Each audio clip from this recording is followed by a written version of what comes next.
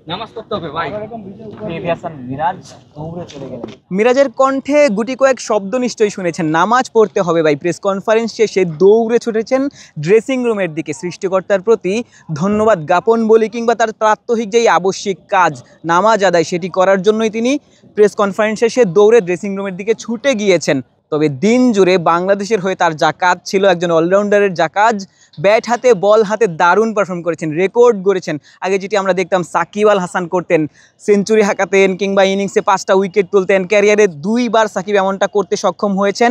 মেহেদী হাসান মিরাজ তার ক্যারিয়ারে প্রথমবারের মতো 5 এবং সেঞ্চুরি তুলেছেন। চট্টগ্রামে তার জন্য দিনটি স্পেশালি ছিল। সাকিবের ছায়ায় ছিলেন লম্বা সময়, তবে সাকিব আল হাসানকে মেহেদী হাসান মিরাজ অন্য উচ্চতায় রেখেছেন। এই মুহূর্তে বলছেন সাকিবের দায়িত্বটা তার নিজের কাঁধে এসেছে, সাকিবের দায়িত্ব তিনি এই মুহূর্তে পালন করছেন। সাকিব যখন খেলেছেন তখন সাকিবের রোলটা ছিল অন্য, মেহেদী হাসান মিরাজের রোলটা ছিল ভিন্ন। সাকিব আল হাসান অলরাউন্ডার হিসেবেই খেলেছেন, তবে মিরাজ কিন্তু শুরুর দিকে বোলার হিসেবেই খেলেছেন। তবে এই মুহূর্তে তার ব্যাটিংটা যথেষ্ট ইমপ্রুভ করেছে, যেটি তিনি নিজেও স্বীকার করেছেন। বাংলাদেশের হয়ে মেহেদী হাসান মিরাজ এই মুহূর্তে সাকিব আল হাসানের রোলটাই প্লে করছেন। হয়তো সামনের দিনগুলোতে সাকিবকেও ছাড়িয়ে যাবেন। বিশ্বের অন্যতম সেরা অলরাউন্ডার মেহেদী হাসান মিরাজ বিশ্বের সেরা অলরাউন্ডার হবেন। 12-13 বছর ধরে যেটি সাকিব আল হাসানের দখলে ছিল, সাকিব পরবর্তী সময়ে বিশ্বের অন্যান্য যেই অলরাউন্ডাররা রয়েছেন তাদেরকে প্রতিহত করে, তাদেরকে পেছনে ফেলে মেহেদী হাসান মিরাজ, বাংলাদেশের মেহেদী হাসান মিরাজ অনন্য উচ্চতায় উঠবেন। সাকিব যেই পথ দেখিয়ে গেছেন সেই পথেই মেহেদী হাসান মিরাজ এগুচ্ছেন।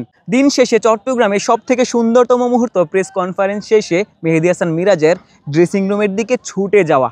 যে কাজটা বাংলাদেশের হয়ে তিনি সম্পন্ন করেছেন, এই মুহূর্তে তিনি সৃষ্টিকর্তার প্রতি ধন্যবাদ জানাচ্ছেন।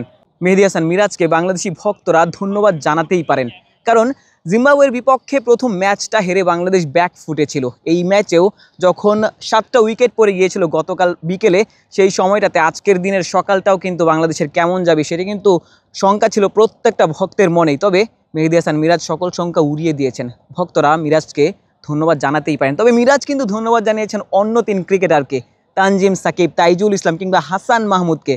তাইজুলের সাথে যেই পার্টনারশিপটা হয়েছিল কিংবা তানজিম সাকিবের সাথে প্রায় 100 রানের যেই পার্টনারশিপটা হয়েছিল, এবং শেষ দিকে যখন তার সেঞ্চুরিটা হবে কিনা, সেই সেঞ্চুরি যখন হওয়া না হওয়ার একটা শঙ্কা ছিল, মেহেদী হাসান মিরাজ 98 রানে অপরাজিত ছিলেন এবং হাসান মাহমুদ ছিলেন স্ট্রাইক প্রান্তে। সিঙ্গেলটা নেয়ার পর 99-এর পর হাসান মাহমুদ ছিলেন স্ট্রাইক প্রান্তে। তিনি যদি আসলে ওই 5টা বল ডিফেন্ড করতে সক্ষম না হতেন, মেহেদী হাসান মিরাজের সেঞ্চুরিটা হয়তো হতো না।